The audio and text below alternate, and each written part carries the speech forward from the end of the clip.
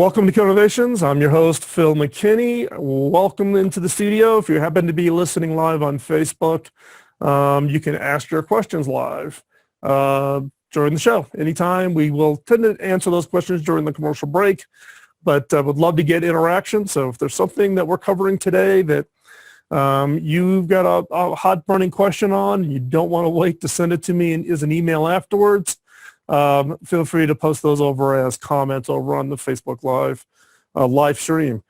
In between, you can actually share that live stream. You can go back and find all of the other live streams over on my Facebook page and watch them all. We've also have set up a new YouTube channel, so it's under the Innovators Network. We announced the network back a couple of months ago. It's a group of us who are all innovators, been in the innovation game for quite some time. We're kind of coming all together, both with our radio shows, myself, Kim McNicholas, who's been on the show. I've lost track how many times Kim has been on the show. But her show over on KDOW is now part of the Innovators Network. And we're now posting all of the shows over there at the Innovators Network over on YouTube. Plus, you can get either one of our shows. And we'll be adding more shows. We got more shows coming up. We'll be adding those all over onto iTunes. You can also get Kim's show. It's relatively new to iTunes, so you want to hop on over. You can catch Kim McNicholas, her show, which is Kim McNicholas on Innovation, and just search for that either on iTunes or Google Play, Android, anywhere you normally get all of your podcast feeds. So let's get into today's topic. Today's topic is on how to ask questions to find killer ideas. It's one of the number one questions I get from listeners. My whole methodology is on questions. You know, I've talked about my killer question card deck, which is many of you have been asking for over a decade to finally publish it. Now that's available. It's basically the premise of the book. But my methodology is really around leveraging the power of questions. And what do I mean by the power of questions? Questions have a unique characteristic in the fact that you cannot not answer them. When I pose you a question, you feel like you have to answer it. You have to, your brain kicks in, you're trying to calculate an answer or come up with an answer when questions are posed to you. It's almost involuntary in the process. So for instance, sitting right here, I'm going to ask you a question. What is half of 13? Now, you've calculated the answer. Now you're back listening to me. Now, if I asked you, if we were sitting here across from each other and I asked you what was half of 13, you would say 6.5. I go, ooh. Given a math test, I'd give you an A. If I'm giving you an innovation test, it's more like it's a C minus. Why? Because it's the first obvious answer. It's the obvious answer because you're treating it like a test. What's half of 13? 6.5. Give the answer, get the A, move on. In the case of innovation, though, you want to look beyond the obvious. You want to look beyond kind of that first obvious answer and find those next answers. Why? Because guess what? Your competitors stop at that first answer.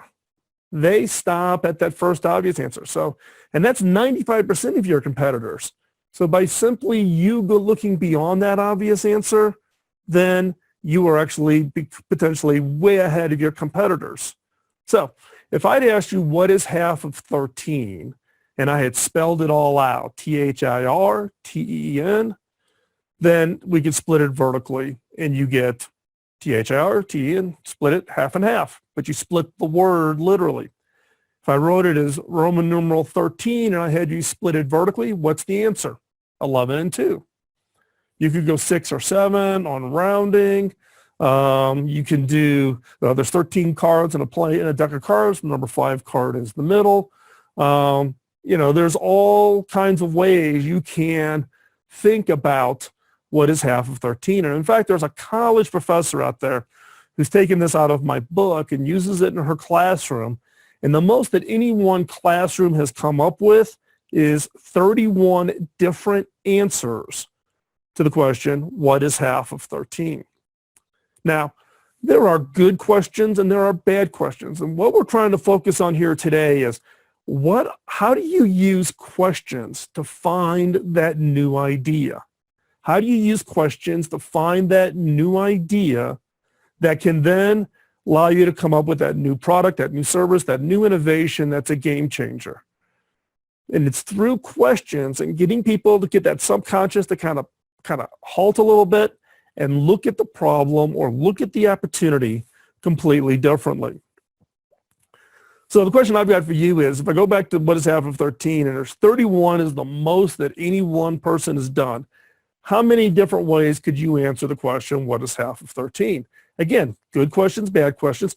This one is an okay question, half of 13, because it's got a defined answer, right? There are questions that are kind of what I call leading questions. Leading questions are, you may think you're asking a question or you're encouraging a dialogue with somebody, but the wording of the question leads the person to the answer, which means you've already got some form of bias or preconceived answer. What you want to do is you want to create questions that causes people to look at things in a completely radical, different way, something that is totally unexpected. Now, there's also the Socratic method of asking questions, right? So Socrates would actually teach through this process of questions. So there's this series of Socratic approach to asking questions where I would, ask you a question, and then I would ask you another question to kind of clarify your answer, and then I would ask you another question to clarify that answer. Kind of a much more elaborate, more well thought out version than the traditional kind of innovation advice you hear from innovation consultants, which is for any idea, ask, or any proposed idea, ask 5 whys. So ask why 5 times. So customer doesn't like that. Well, why? Well, they don't like it because they don't like the color. Well, why? Because the color reminds them of, and you get down through this whole chain of questions. So the 5 whys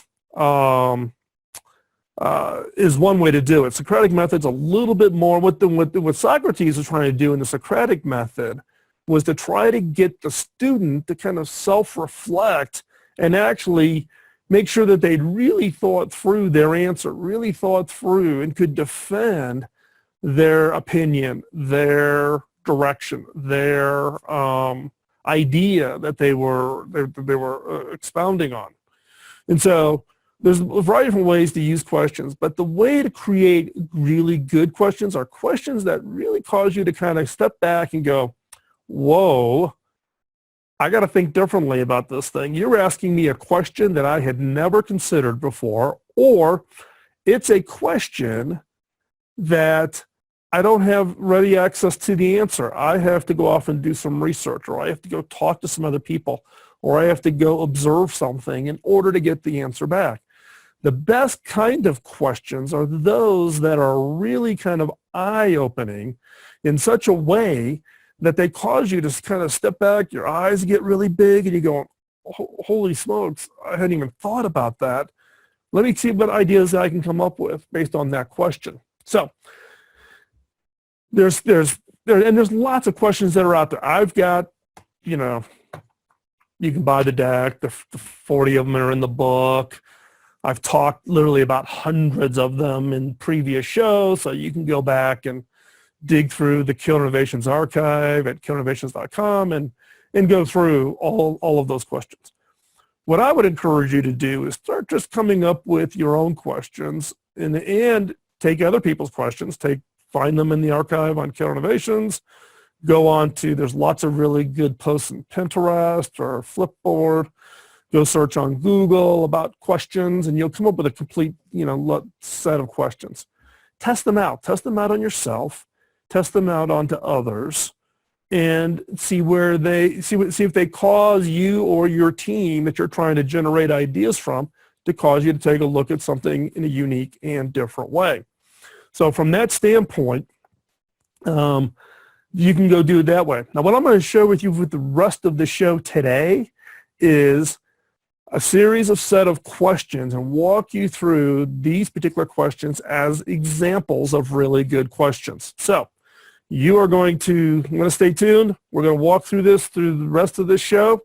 We're going to take a step away. We're going to take a quick commercial break, and when we come back, We're going to continue this conversation on how to use questions to find that next great idea. We'll be right back. You're listening to Killer Innovations on the BizTalk Radio Network. Welcome back to Killer Innovations. I'm your host, Phil McKinney. Before we hop back into this segment, I just need to give a little thank you to one of our sponsors today, which is Zoom. Zoom is a video collaboration technology. If you haven't tried it, you need to go try it. We use it when we have guests in the studio, and in fact, we are actually streaming today over on Zoom, so you can always go over to Zoom and find it out. If you want to check it out, you can go to killinnovations.com/live, click on the Zoom button, and you can actually watch the show live via Zoom, so you can get a feel for the quality of what is it like. We set it up with Zoom for you to be able to get a free account if you're a listener here of the show, so just go to killinnovations.com/Zoom. You'll get a free account that allows you to hold a video collaboration meeting with up to 50. That's right, 50 participants. So check it out, killinnovations.com. I use it every day. I use it here in the studio, but I also use it in my day job as a CEO. Our entire organization is Zoom, and we did this long before Zoom ever became a sponsor of the show. So check it out. Best thing out there. You'll love it. Everybody does. So let's continue on with our conversation about how to use questions to develop those new ideas. So if you're starting down, you got a blank sheet of paper, your boss says, hey, I want a new product or service idea. Where do you start? And all I'm going to do is I'm going to walk you through what I do, right? You can do something differently, but this is exactly what I do. The first thing that I start off with is I start challenging my assumptions. And what is it that I mean by challenging my assumptions? There's assumptions that just kind of rattle around in our head. So there's two questions that I ask. What are the basic assumptions under which my industry operates? And then second, what are the basic assumptions under which my company operates? So why are these two questions important? They're important because they're causing you to kind of take a pause and look at all of kind of the built-in rules around your industry or your company, right? So in my case, when I was CTO at HP, what were some of the basic assumptions, such as, you know, the big selling season is end of year holiday season. So kind of think November through the end of the calendar year is the big selling season. First quarter, calendar quarter of the year is always the slowest quarter, least amount of sales. Blah, blah, blah, blah, blah, blah, right? And those were kind of industry assumptions for laptops and PCs. Everybody kind of got caught into the same trend, particularly if you were heavily focused on the consumer. And those same assumptions actually apply to the company. So what we do is we would actually list out all of these kind of unwritten rules, assumptions, right? Get them down on a piece of paper. Then the question is what do you do? What you do is you ask yourself, what if the opposite were true? So list out all these things and then ask if the opposite were true. So biggest selling season for the laptop business is end of calendar year, right? Kind of an assumption. You may say, well, of course, it's the holiday season, everybody buys, right? In manufacturing, that having those peaky times of year is just a huge problem to get everything through the factories, get it built up in time. Is there a way to kind of smooth it out? That was the challenge. Could we make that not, meaning that wasn't the biggest season, but just one of many seasons, right? So what did HP do? HP went off and focused on creating an entirely new season of selling. What is now referred to as dads and grads. So this is Father's Day, graduation time frame. Thinking of technology as the gift for the dads and grad season, right? So give your dad, some new piece of technology, having son or daughter graduating from high school, needing a new laptop, or a new student going into high school, needing a new device to get ready for school season. Congratulations on doing great in school, whatever it is, right?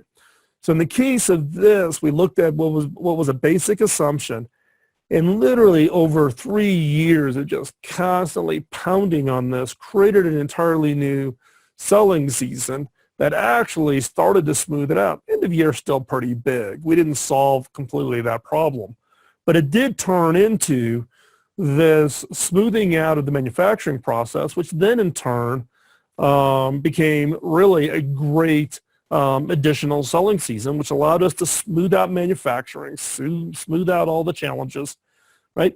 So the question you've got is under what basic assumptions does your industry operate under? List them all out.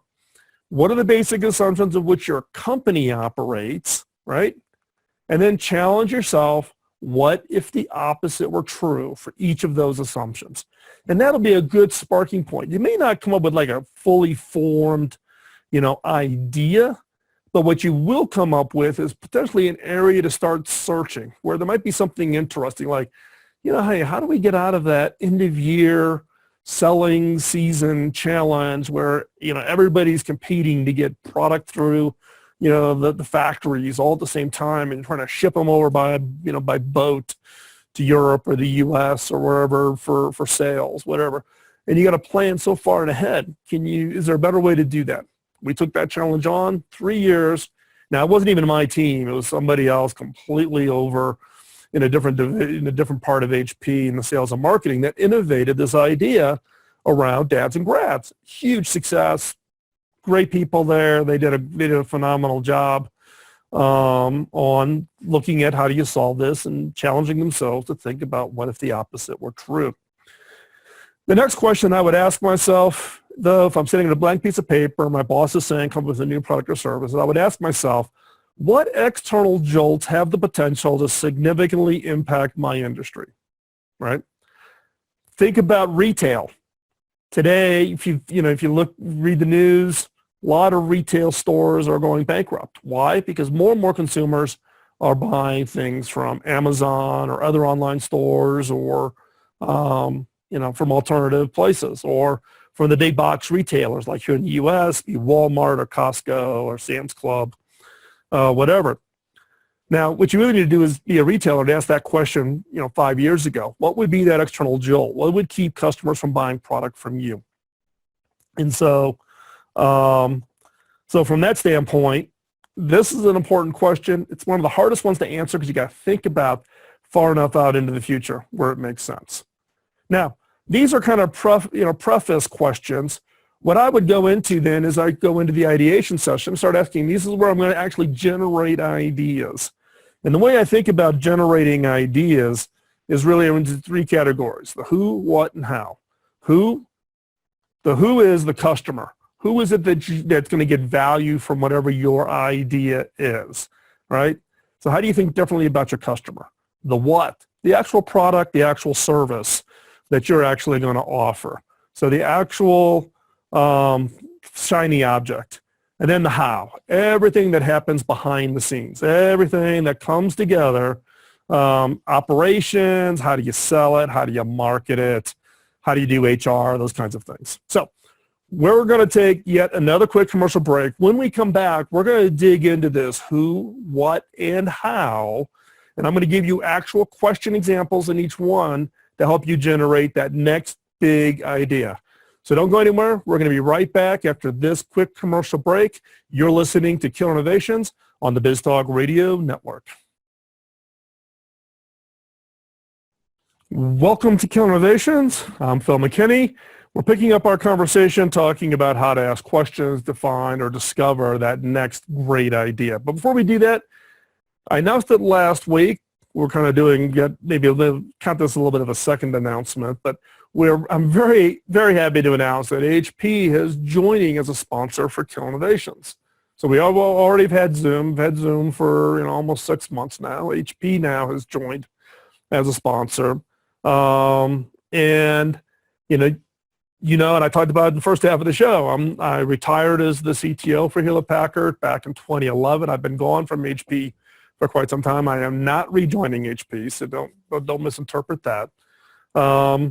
But when we built the studio, the team that actually designed and built the studio chose all HP gear. HP builds great gear. Yeah, you're going to count me as biased because I was the CTO there, but I've been gone now for 5 years. And but they still build great products. We've just started the process of upgrading some new things that HP just released, so it's not fully in place yet, so I can't show you new gear as of yet. We'll do that at some point of an upcoming show. But I am a believer. I only take on sponsors for products I use, HP's products I use.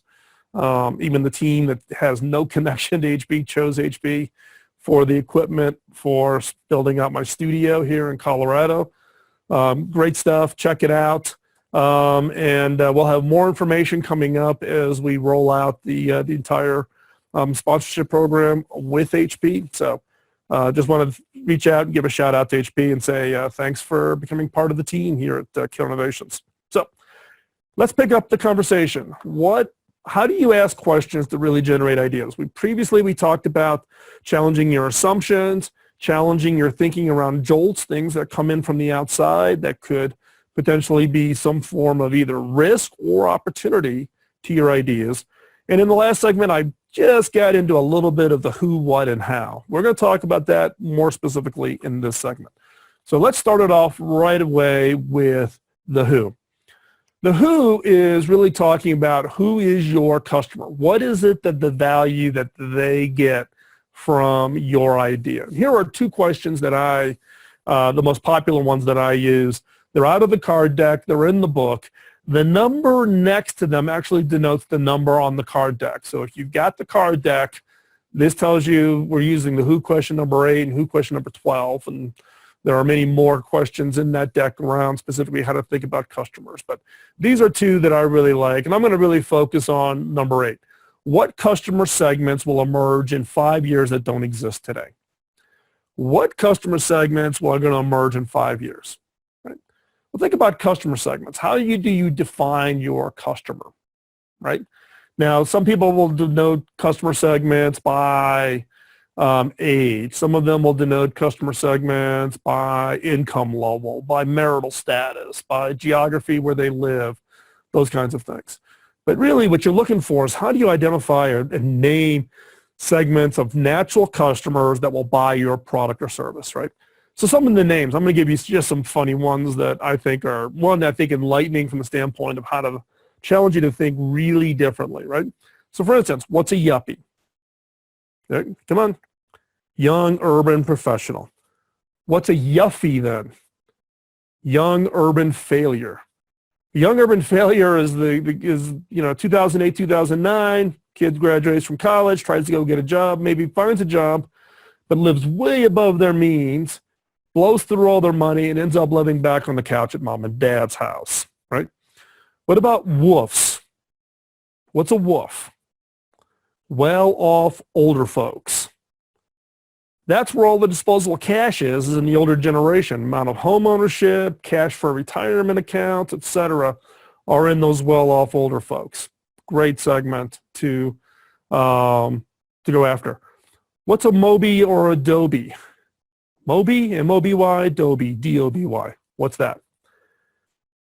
Mother older, baby younger, or daddy older, baby younger. This is this trend where we would do the, having children later in life in this process. So, Mobies, Dobies, okay? What about, sandwichers? Sandwichers are ones where you may be, you're the parent, but you're taking care of kids and you're taking care of your parents. You're kind of the meat between the bread. Right? I've done it. My parents both had severe health issues. They moved back home. And then my wife ended up having to take care of both of them until they both passed on, right? Sandwichers injects a huge amount of stress into your day-to-day life, right? And then what about Skippies? What's a Skippy? This is Faith Popcorn's probably the most famous segment. If you don't know who Faith is, go check her out. Skippies, school-age kids with income and purchasing power. This is a segment that online retailers and, for instance, grocery stores really focus in on. These are typically the 15, 16, 17-year-old girls in a home where both parents work who carry a lot of brand purchasing decisions, right? So they actually get to go in and they're doing the family shopping or running to the grocery store to pick up stuff to help mom out for dinner that night. So Skippies, and another important segment. So these are not to say these are the only segments you should think about. The challenge here is how do you think about your segments and what segments will emerge in 5 years that don't exist today? right? The one prediction I can make is that the older population is going to die off. The segments that are focused on the older population eventually go away. Your question is what's going to replace those segments? What are the emerging segments? And how do you then think about products and services to go after those segments? Okay? So the who, the other one was how will I identify and locate customers in 5 years, right? Think about it. 5 years ago, would you be doing Facebook ads? Would you be doing, or would you still be running classified ads and print newspapers? So when you think about the segments, number 12 is kind of a natural add-on question, was then how are you going to identify and locate those customer segments in 5 years, right? So I like these two together because I think they're kind of bookends when you think about how do you think differently about your customer and what your future customer is going to look like. So what do you do now to build products and service to serve those customers? Okay, 2 examples on who. What? This is the product or service, the shiny object thing, right?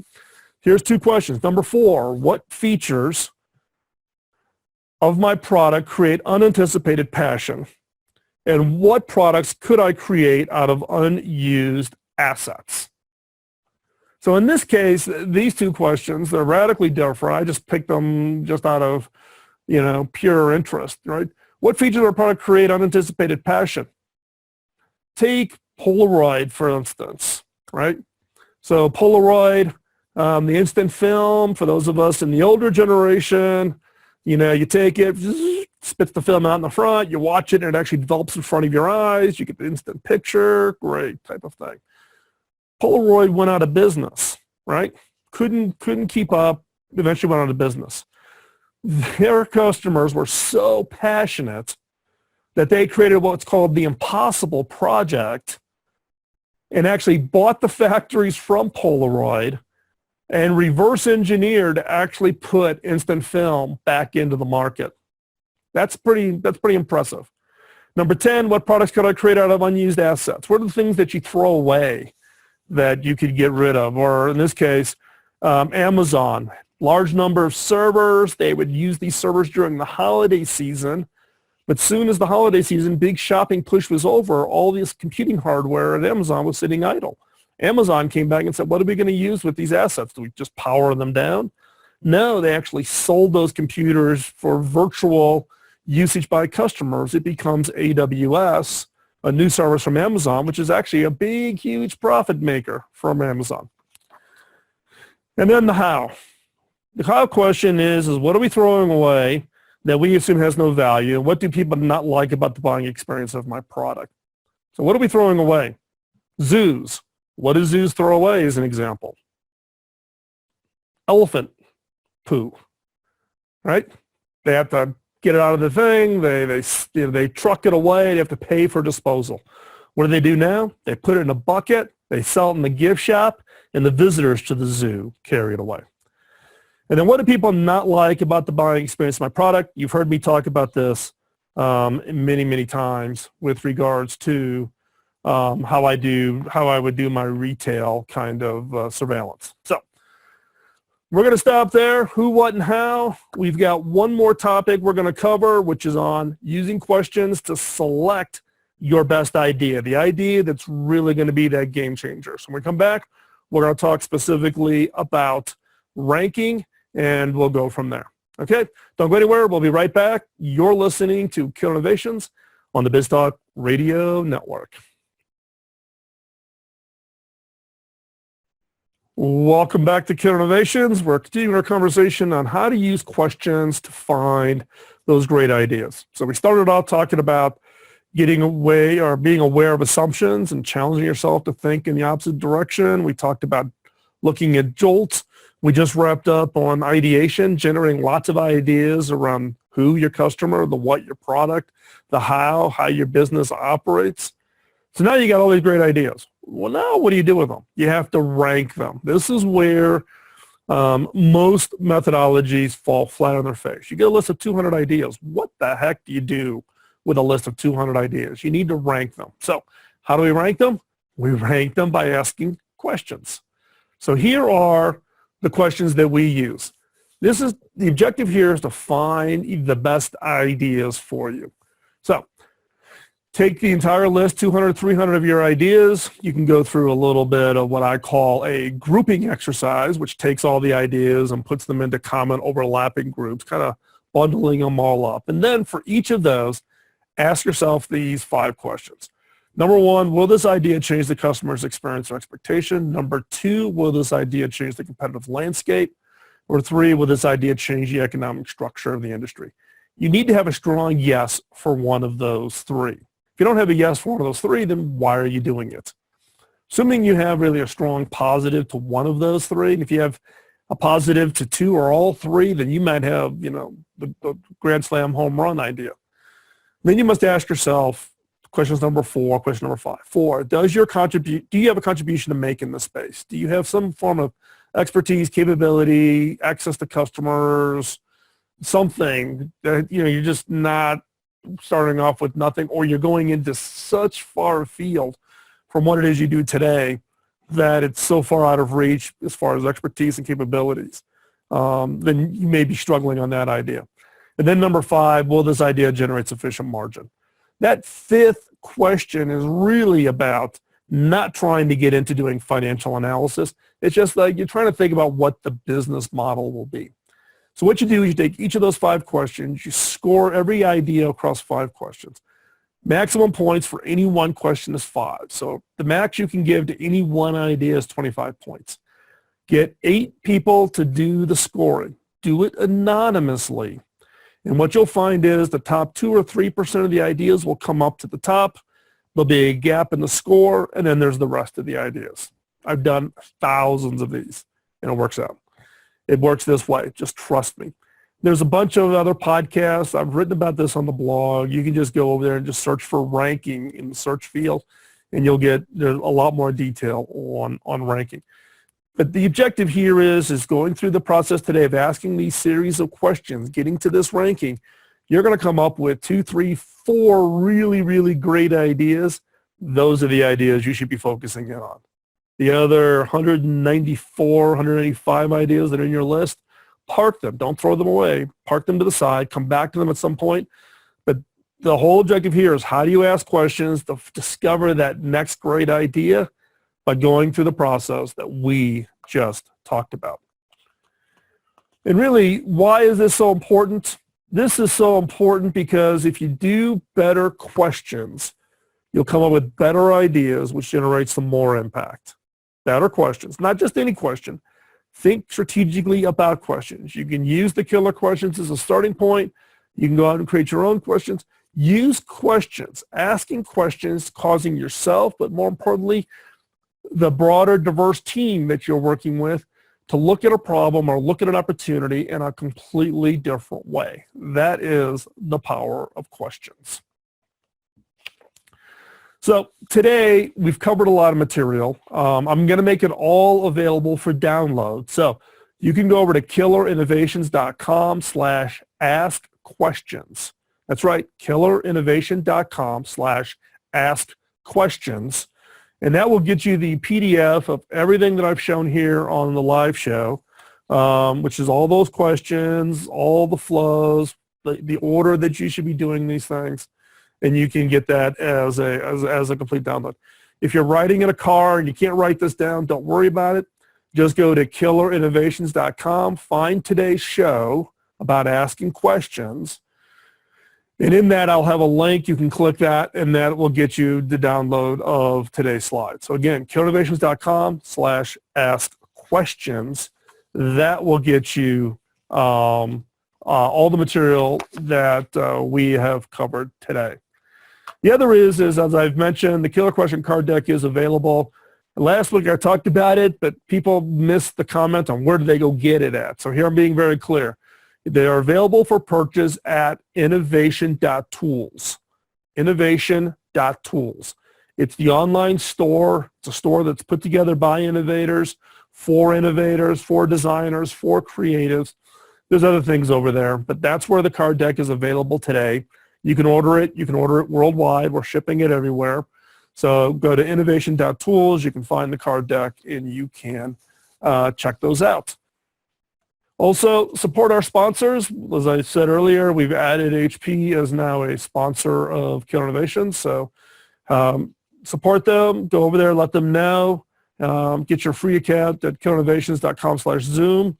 For HP, we'll have some more information. But if you go over there, or if you're talking to HP, if you happen to be buying product from them already, whatever, just let them know that you heard about them here at Killer Innovations. That helps us. And their support helps me support the nonprofits that we're focused on, which is Pioneer Education Africa, building the school in Africa, and hackingautism.org, our work in neurodiversity hiring and helping those on the autism spectrum find career opportunities. So that's the benefit of the sponsorships. Helps me with the nonprofit work that I'm keenly focused in on. So. And with that, we're going to wrap up today's show. Thank you for the time out of your busy schedule to come and take your time out and be with us. If you have any questions, drop me a note, phil@killerinnovations.com. You can find us all on social media. You can also find us over on LinkedIn. If you are a listener to the show and you want to connect on LinkedIn, feel free to send me the connect request. Let me know that you are a listener and I'll accept. I get literally thousands of requests a week for LinkedIn. 99% of them I do not accept. But if you are a listener to the show, I will accept. So just go over to LinkedIn. You can find me and send me that request. With that, we're going to wrap up today's show. Really do appreciate you taking the time out. And just so you have it, here's all the logistics to find me.